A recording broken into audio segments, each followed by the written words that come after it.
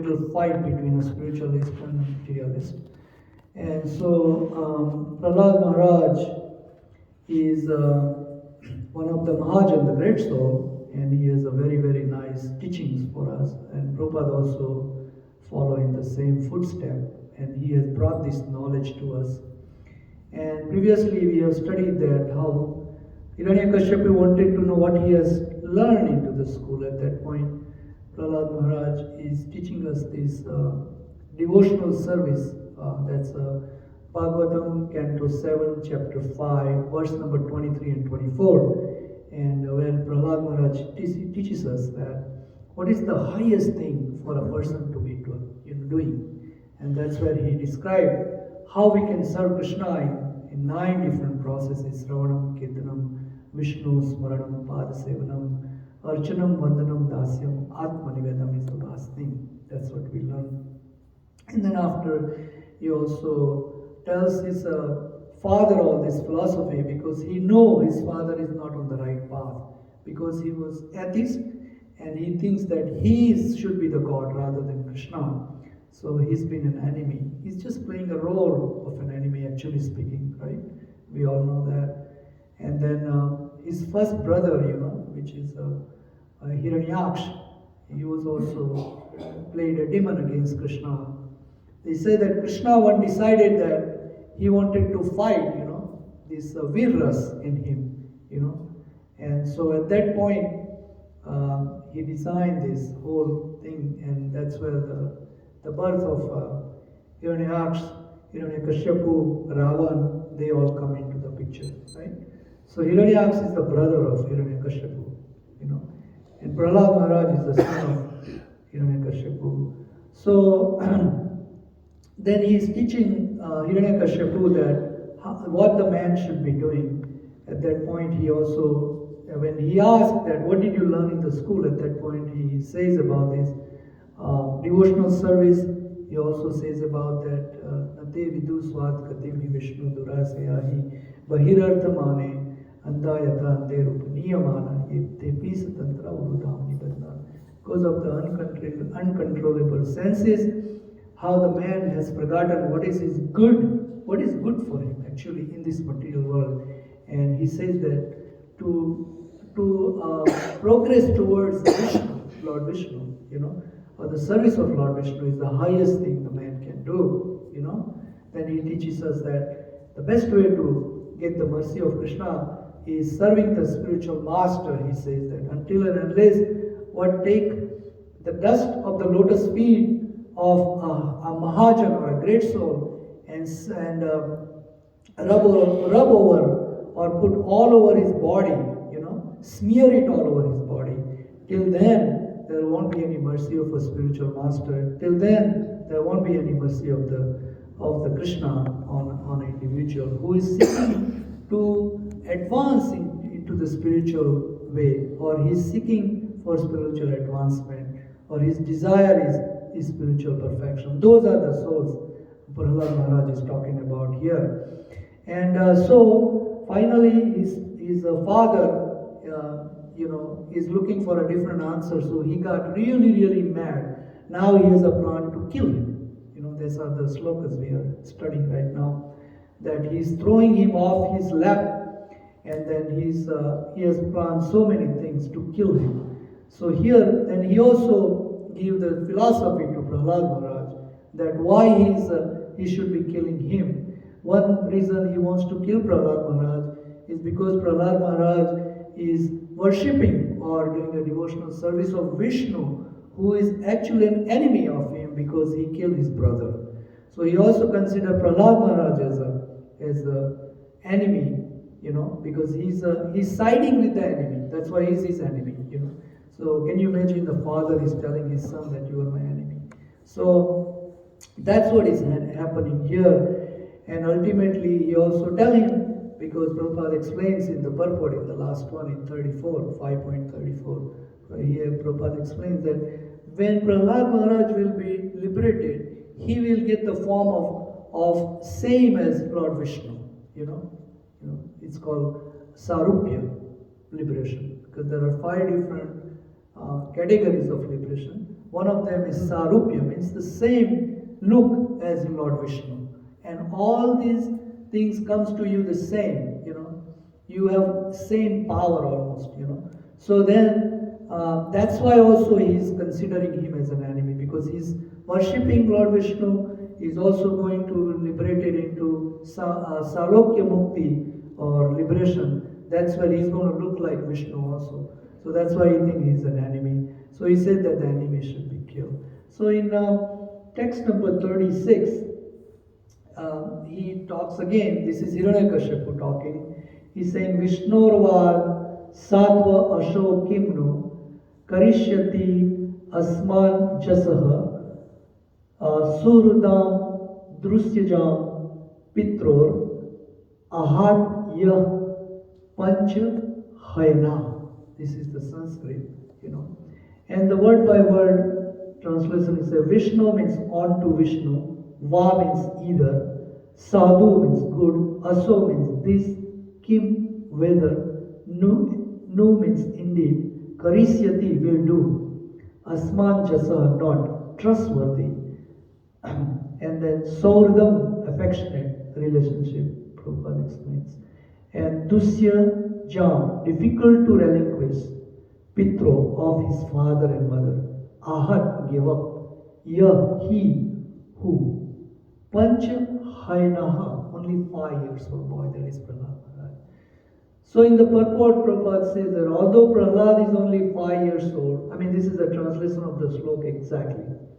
This slok did not have a lot of, it's just a description. So Prabhupada doesn't have any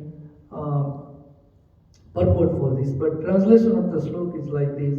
Although Prahlad Maharaj is only 5 years old, even at this young age, he has given up his affection in relationship with his father and mother. Although he is a small little boy, for a 5-year-old, he has lost the affection for his father and mother. That much spiritualist he is. He was on a spiritual platform, Therefore, he is certainly untrustworthy. Indeed, it is not at all believable that he will behave well towards Vishnu, So I think now Hiranyakashipu is saying that I cannot trust this boy, because the boy who is only 5 years old, who has lost the affection for his father and mother, how can I trust?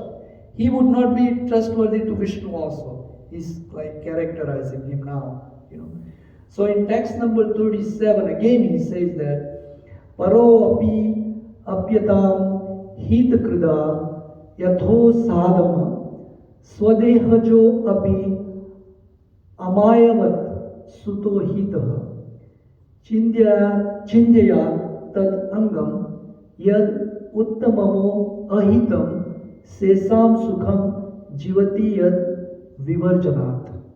So the word by word translation to this one is para means not belonging to the same group or family. Api, although, aptyam, a child, hita, krit, who is beneficial, yatha, just as. Then it says, ausadam, remedial herb, swadeha, jaha, born of one's own body. Api, although, amaya, vat, like a disease. Sutaha, a son. Ahitaha, who is not as well-wisher. Chindyat, one should cut off. That. Tat means that. Angam, part of the body. Yat means which. Uta, indeed. Atmanaha, for the body. Ahitam, not beneficial. Sesam, the balance. Sukham, happily. Jivati, lives.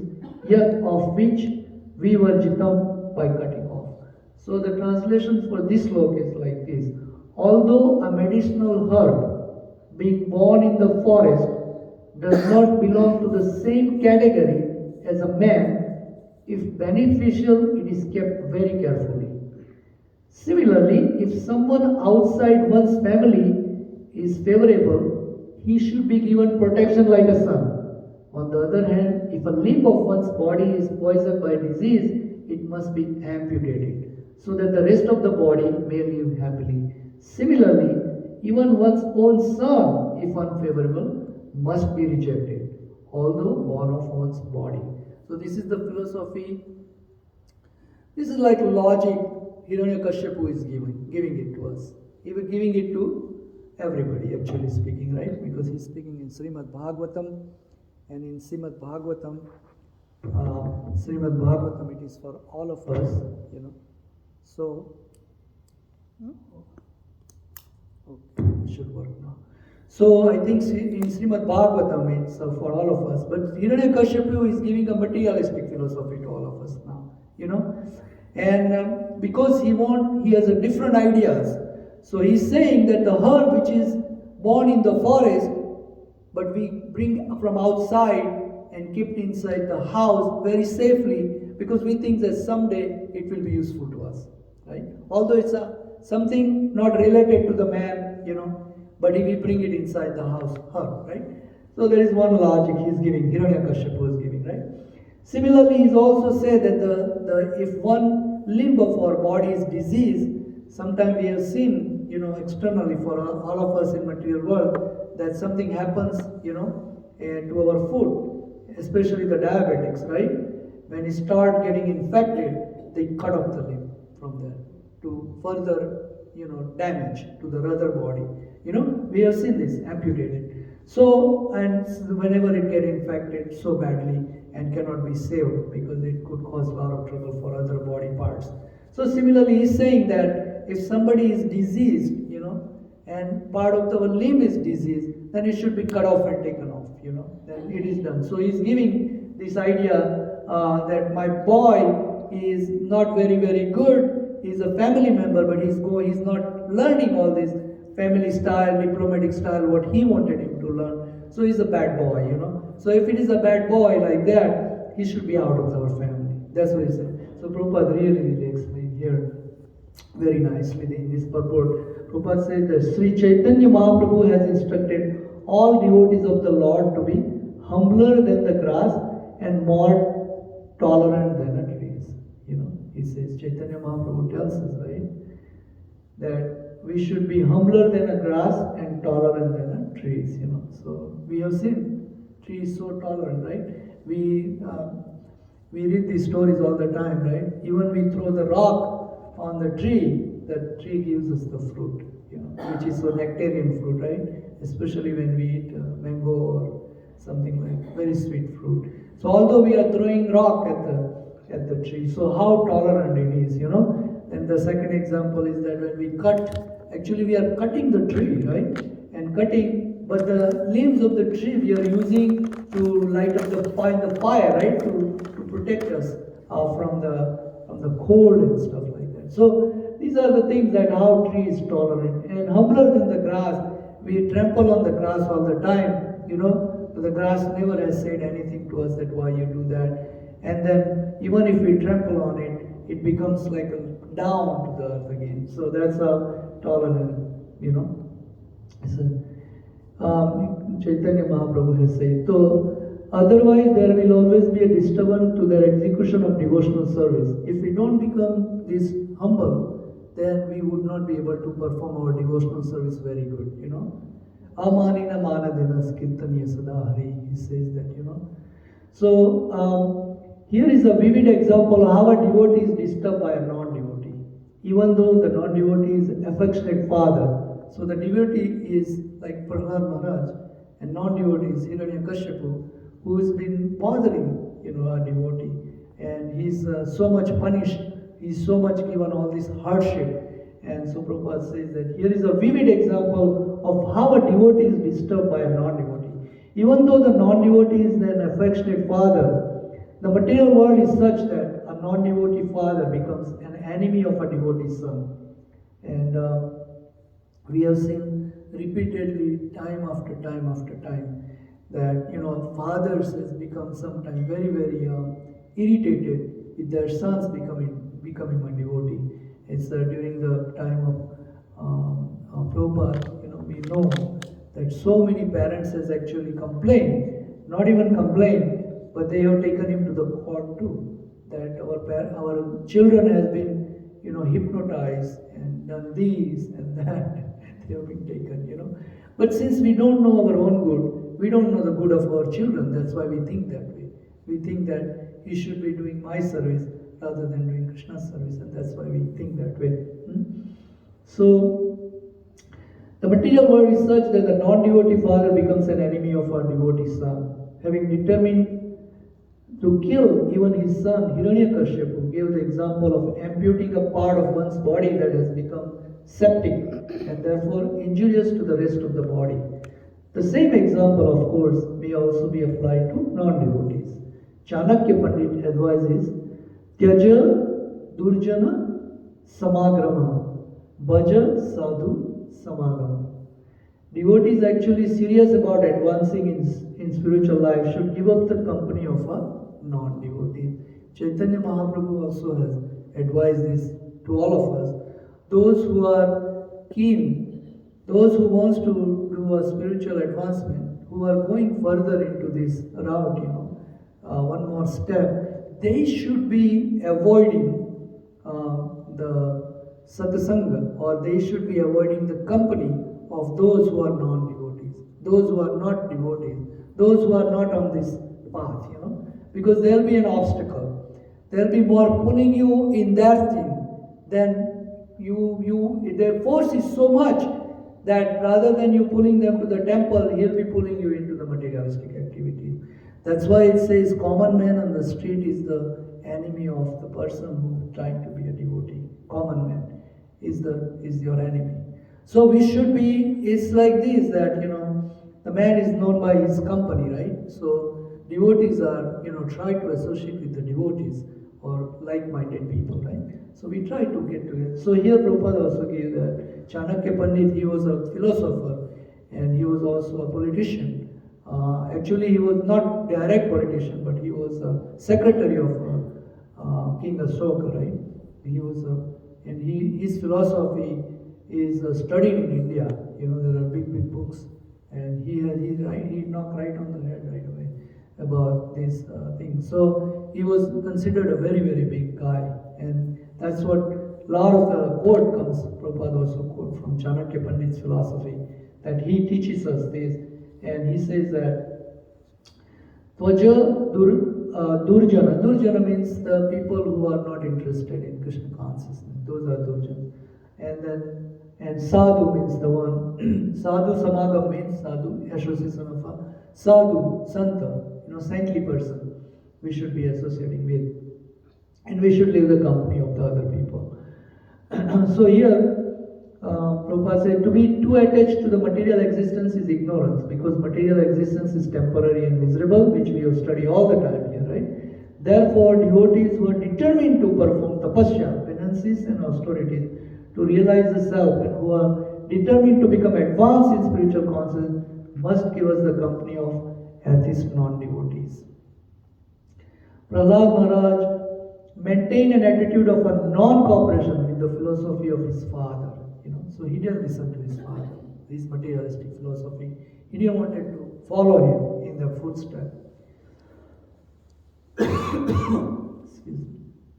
Hiranyakashipu, however, with the philosophy of his father, Hiranyakashipu, yet he was tolerant and humble.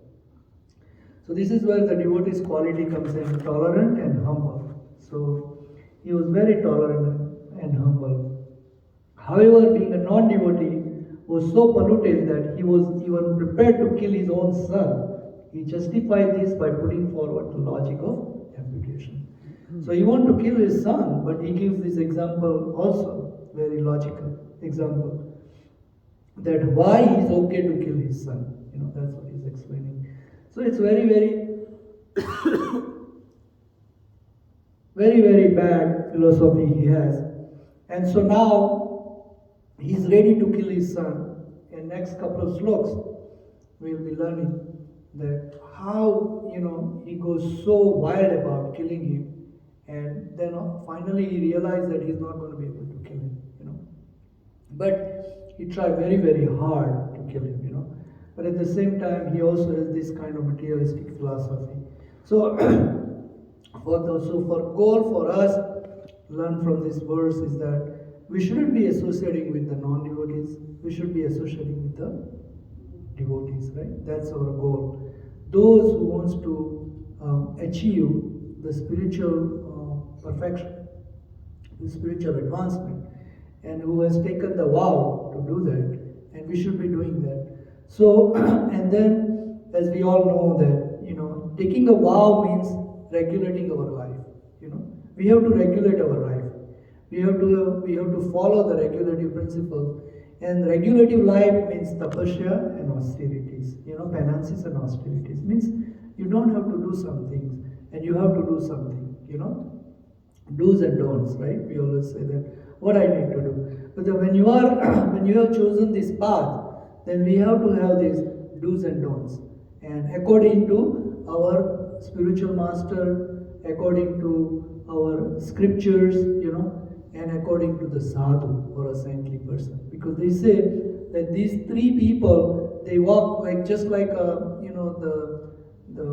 track, railway track, very parallel, doesn't move at all, very parallel, all three of them. And all of three, they advise us that we should live a regulative life, which is that chanting the Hari Naam in this Kali Yuga. We should be chanting the Hare Krishna Mahamantra, and Prabhupada has said that we should be chanting 16 rounds per day. And then we should not eat meat, we should not drink alcohol, we should not do any intoxication, no illicit sex, and we should live this regulative principle. Put some clamps on our life where we can do a regulated life, right? So that's what we should do, and then we should live in association of the devotees. So the devotees are usually trying to live a regulative life. So we also live a regulative life. So we feel comfortable about it. So that's what we will learn tonight. And then we'll come back again next Saturday. Of course, we will have a Sunday program tomorrow. And we will do the same thing again. We will try to learn one of the verses from Bhagavad Gita tomorrow. And we'll do a nice Kirtan and Arati and Prasadam again. So unless anybody has a question or a comment about this subject matter, we will say Hare Krishna and we'll see you all tomorrow. Hare Krishna. So we have a nice prasadam out there, so you can sit down in a cafeteria and eat. Sunday change के announcement. Sunday change के announcement. हाँ, बस हम लोग को वो जाने देते हैं, ये सब नहीं जाने देते हैं, क्योंकि हम लोग ईमेल भेजेंगे सबको. So we also are sending emails to everybody. There is a little change in Sunday program. Vikram Prabhu said that we should do a little more kirtan, so we'll be including that, But I'll be sending the email this weekend to everybody about Nityananda Tradasi and plus the program going forward on Saturday and Sunday. And so if you're not signed up or if you don't get our email, you can let me know and then we can put you on the list. Okay. Hari Bol.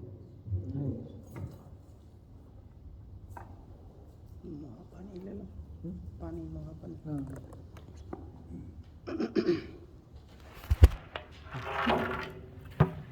Sorry.